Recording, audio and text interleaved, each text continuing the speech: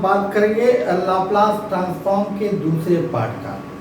दूसरा part means इसमें हम बात करेंगे कि कुछ स्पेशल टाइप फंक्शन जैसे कि यूनिट स्टेप फंक्शन क्या होता है, उसका लाप्लास ट्रांसफॉर्म, डायरेक्ट डेल्टा और इसको इम्पल्स फंक्शन भी कहते हैं, तो उसका लाप्लास क्या होता है।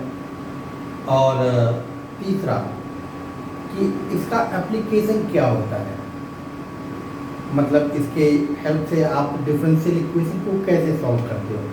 तो आज इन तीनों पर बात होगी। तो सबसे पहली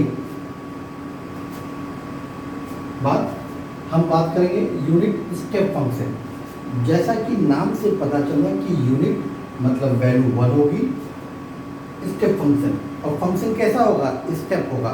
स्टेप फंक्शन मीन्स अगर किसी फंक्शन की वैल्यू एक सब इंटरवल में और एक इंटरवल में कांस्टेंट रहती है, मतलब चेंज नहीं होती, तो उसको यूनिट स्टेप फंक्शन कहते हैं। और यूनिट मतलब वैल्यू होगी कितनी, 1। तो फॉर एग्जांपल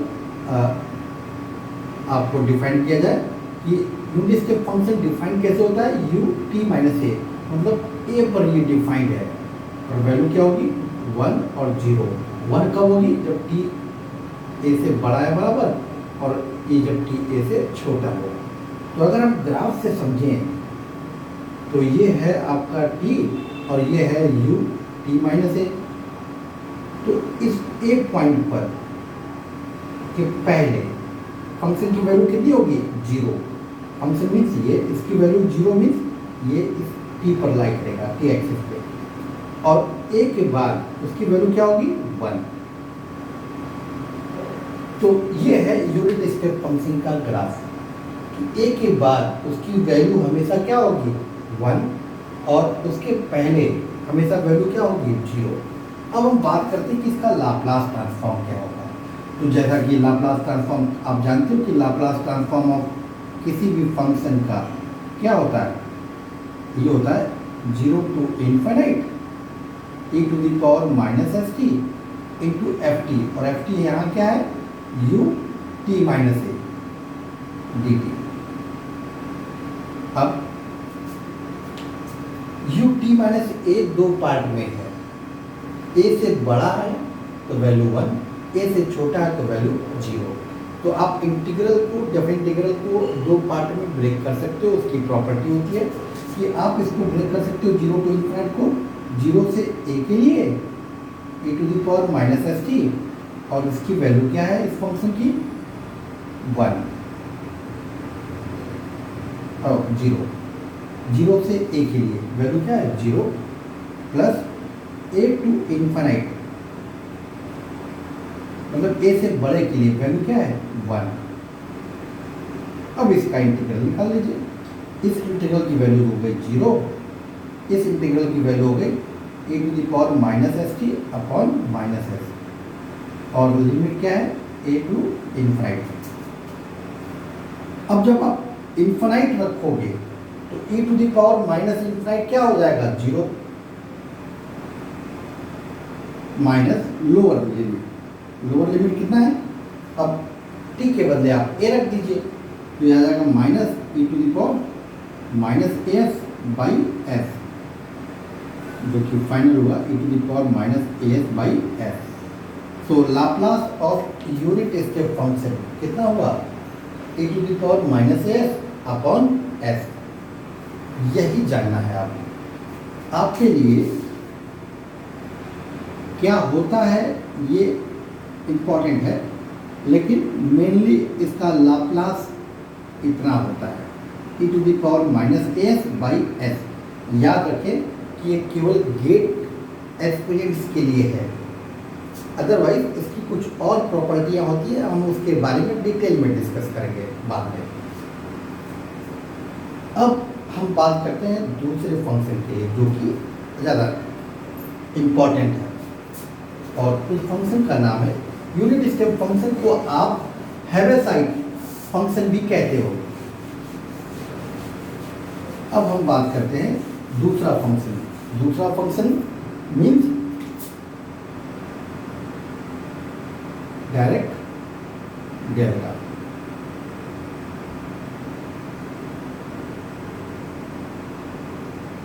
इसको इम्पल्स फंक्शन भी कहते हो।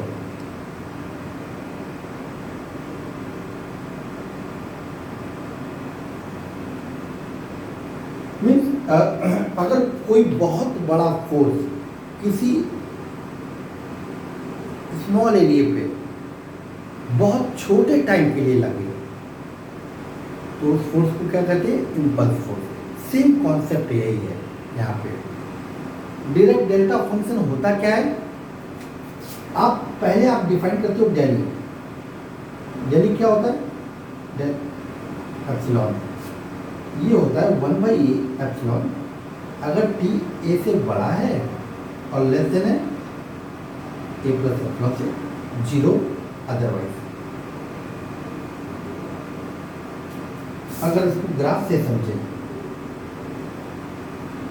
तो ये है आपका डेली,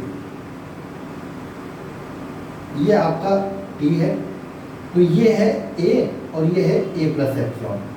ये है interval a to a plus epsilon और वैल्यू क्या होती है डेली की? 1/एप्सिलॉन। तो जैसा कि मैंने बताया, ऐसे डेफिनेशन ऑफ इम्पल्स फोर्स के बारे में बात किया जाए तो बहुत बड़ा force, large amount of force बहुत छोटे समय के लिए, छोटे समय के लिए मतलब बहुत छोटा, मतलब t लगभग 0 के बराबर। तो अगर हम देखें कि टाइम इंटरवल क्या है? a to a plus epsilon. इसको छोटा करने का मतलब आप a प्लस एप्सिलॉन को पास ले आइए, इंटरवल बहुत छोटा हो जाए। तो छोटा होने का मतलब एप्सिलॉन को किधर भेज दीजिए? 0 की तरफ। अगर एप्सिलॉन 0 हुआ, अगर आप इसको पास लाएंगे तो एप्सिलॉन कम होगा, और अगर 0 हुआ तो 1/एप्सिलॉन की वैल्यू क्या हो जाएगी? इनफाइनाइट। करेक्ट। तो जो डेली की वैल्यू है वो इनफाइनाइट हो जाएगी। जैसे जैसे टाइम इंटरवल कम होगा डेली बढ़ता जाएगा।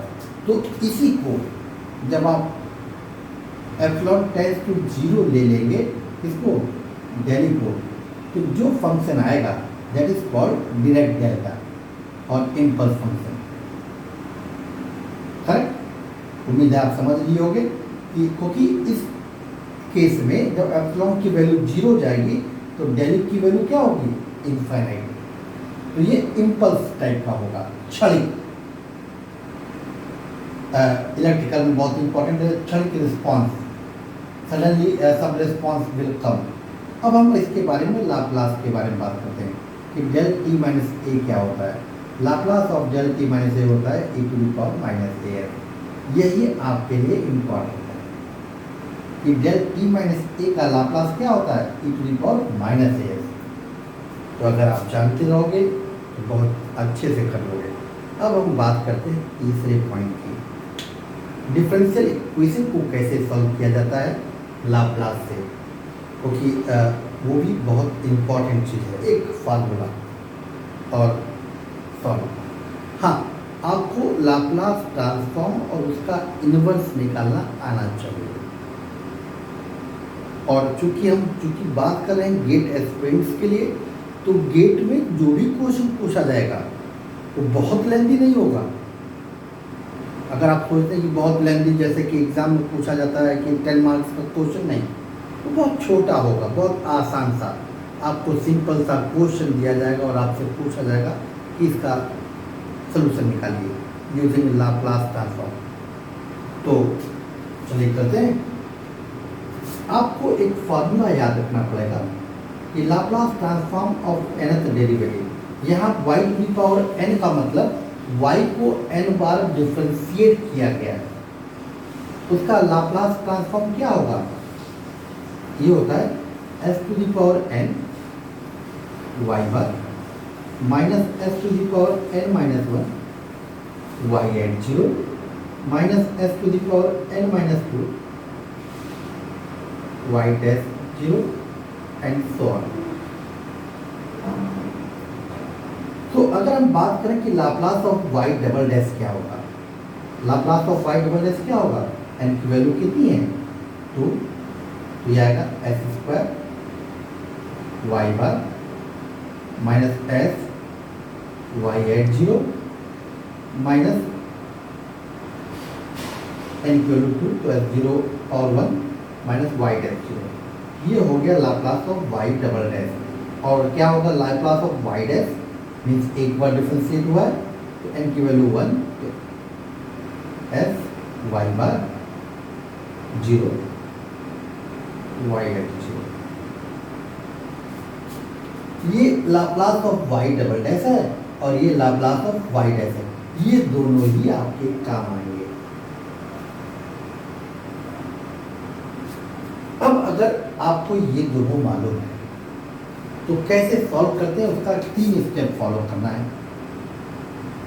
एक Laplace transform on both sides, मतलब जो भी डिफरेंशियल इक्वेशन दिया है सॉल्व करने के लिए उस दोनों की तरफ क्या लीजिए लाप्लास ट्रांसफॉर्म ले लीजिए दोनों तरफ। आपको मालूम है कि लाप्लास ट्रांसफॉर्म क्या होता है वाई डबल डैश का वाई डैश का, और of course Laplace of y क्या होगा वाई बार।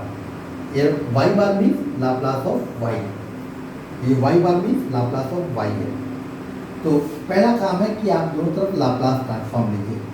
सेकंड वर्क क्या है आपका फाइंड वाई बार। अब जब आप दोनों तरफ लाप्लास ट्रांसफॉर्म लोगे तो आपको एक इक्वेशन आएगी अलजेब्राइक, उसमें से वाई बार की वैल्यू निकाल लीजिए। और थर्ड स्टेप एक Laplace inverse on both sides और दोनों तरफ लाप्लास इनवर्स ले लीजिए। ओके देखिए हमको सोल्यूशन निकालने का मतलब हमको वाई निकालना है, तो Laplace of y Laplace inverse of y bar इस वाई यहाँ से तो क्लियर, तो बस इनवर्स ले लीजिए और आपको वाई मिल जाएगा और राइट हैंड साइड वैल्यू आपका आंसर होगा।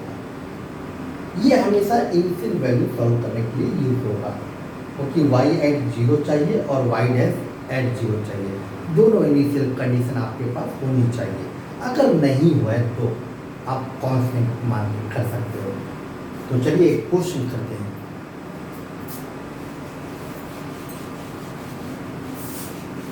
मैं एक आसान सा क्वेश्चन लेता हूँ और उसको करके दिखाता हूँ कि मान लीजिए आपको सॉल्व करना है y double dash solve initial value problem y double dash plus 4 y dash minus 4 y minus 4 y is equal to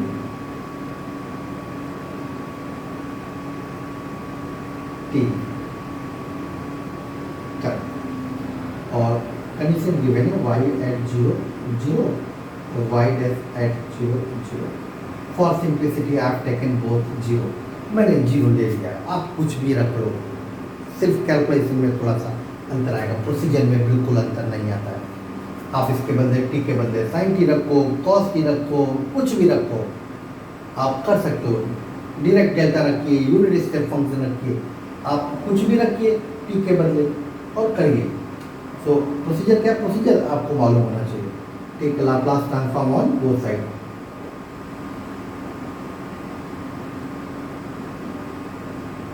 क्या होगा Laplace of y double dash कितना होगा s square y bar minus s at y 0 minus y dash 0 plus 4 times Laplace of y dash, 4 constant है outside, y dash का Laplace क्या होता है s y bar minus y at 0 plus 4 Laplace of y क्या होगा y bar, Laplace of t क्या होगा T का लाप्लास एन की वैल्यू 1 तो 1 अपॉन एस स्क्वायर। तो वैल्यू रखिए इनिशियल कंडीशन की, वाई बार कॉमन ले लीजिए, तो यहाँ से एस स्क्वायर ये वैल्यू हो गई 0 क्योंकि वाई 0 की वैल्यू कितनी है 0, वाई डैश 0 माइनस 4s भाई ये तो 0 हो गया plus 4 is equal to 1 by s square. तो वाई बार क्या हो गया 1 अपॉन एस स्क्वायर और एस माइनस 2 का whole square, s square minus 4s plus 4। अब आपका काम क्या है ठीक Laplace inverse on both sides. अब ले लीजिए Laplace of y bar inverse क्या होगा, वाई। इसका मतलब आपको लाप्लास इनवर्स निकालना किसका, 1/s² s minus 2 whole square. जैसे ही इसका लाप्लास निकाल लेंगे आपका आंसर आ जाएगा। तो उम्मीद है कि आपको समझ में आया होगा कि करना कैसे है। इसका लाप्लास कैसे निकाल सकते हो, कई सारे तरीके हैं। आप पार्शियल फ्रैक्शन करिए और निकाल लीजिए। बेस्ट तरीका इसका पार्शियल फ्रैक्शन कैसे करोगे,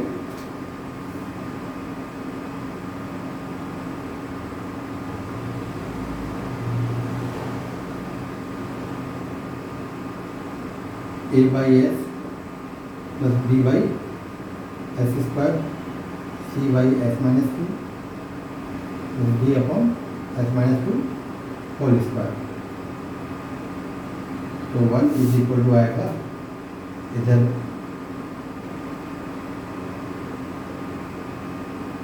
s कैंसिल हुआ, as b/s² कैंसिल हुआ, c s² s-2 plus d/s²।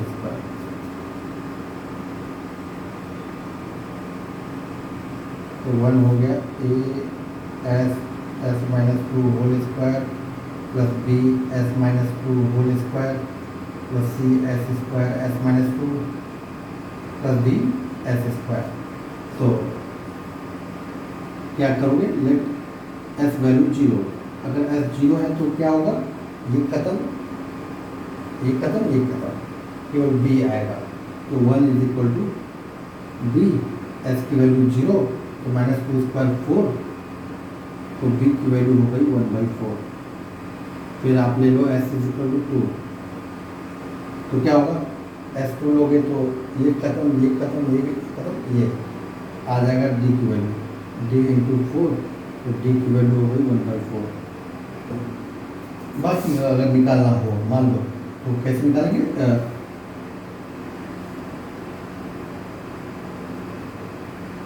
इसको ओपन करिए तो ये हो जाएगा s² minus 4s plus 4 plus b s² minus 4s plus 4 plus c s³ minus 2s² plus d/s²। तो अगर आप कंपेयर करें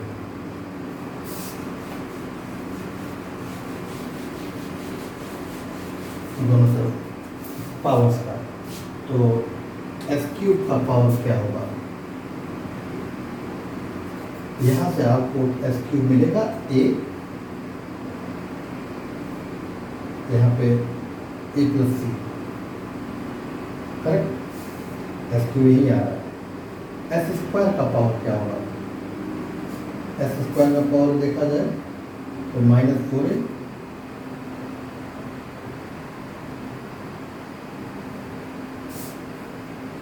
प्लस b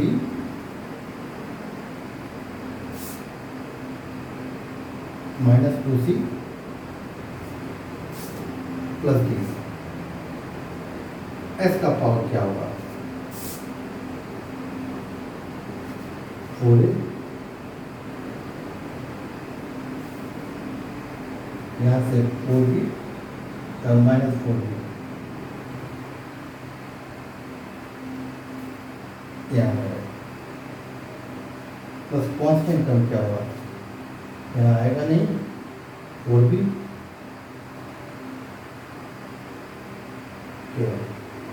तो हमारे पास b और d की वैल्यू है, a और c की वैल्यू निकालना है। तो a की वैल्यू आपको यहाँ से मिल जाएगी। जब आप पावर्स कंपेयर करोगे तो इधर s नहीं है, इधर s का कोफिशिएंट कितना है, comparing the coefficient, comparing the coefficient, तो 4a माइनस b, इधर नहीं है तो वैल्यू क्या हो गई, 0। तो मतलब means a is equal to क्या आ गया, b, और b कितना है 1/4, तो a की वैल्यू कितनी हो गई 1/4। फिर आपको चाहिए सी वैल्यू। अब a प्लस सी क्या होगा 0, करेक्ट। अब a की वैल्यू आपको मालूम है 1/4, तो c की वैल्यू कितनी हो गई -1/4। तो आपने पार्शियल फ्रैक्शन कर लिया। अब हमारे पास पार्शियल फ्रैक्शन है, और अगर पार्शियल फ्रैक्शन है तो ये हो गया आपका y लाप्लास इनवर्स ऑफ 1, इसका निकाला तो इसका निकाल लीजिए।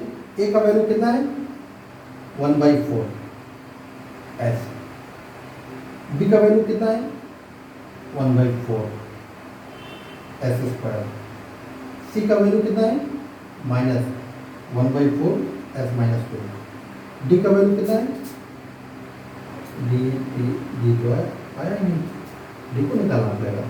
डी क्या होगा -4a plus b -2c plus d is equal to 0। तो -4a, a की value 1/4, 1/4 into 4 -a, b means 1/4, 2c, c means -1/4, so minus plus 1/2 plus d is equal to 0। तो ये हो गया आपका minus half plus 1/4 minus half, तो 4 minus 1/4, तो d की value 1/4, d is equal to 1/4। Please check d की value 1/4 s - 2 whole square. तो इसका इनवर्स कैसे निकालें 1/4 आउटसाइड 1/s, 1/s किसका लाप्लास होता है 1 का, ये किसका होता है लाप्लास इनवर्स 1/s, 1/s होता है 1 का, 1/s स्क्वायर 1/4 कांस्टेंट है ये, तो t का होता है -1/4 s - 2 means e to the power 2t का हो गया। ये कितना हो गया प्लस 1/4 s - 2 स्क्वायर है, तो इसमें शिफ्टिंग प्रॉपर्टी का इन्वर्स लगेगा। तो s के बदले क्या दिया हुआ है s - 2, तो ये हो जाएगा e की पावर 2t, a की वैल्यू कितना है 2 है, तो 2t इंटू 1/s स्क्वायर का t, तो ये हो गया y, तो ये हो गया आंसर। तो ये बहुत आसान सी चीज़ है, जनरली आपके एग्जाम में जो क्वेश्चन देगा उसका इतना लंबा कैलकुलेशन नहीं होगा, छोटा सा होगा, आपको बहुत आसानी से 2 लाइन में आंसर आ जाएगा। तो उम्मीद है कि आपको समझ में आया होगा। अगर कुछ परेशानी है या कुछ ज़्यादा जानने की इच्छा है तो प्लीज़ कमेंट करिए। Thank you.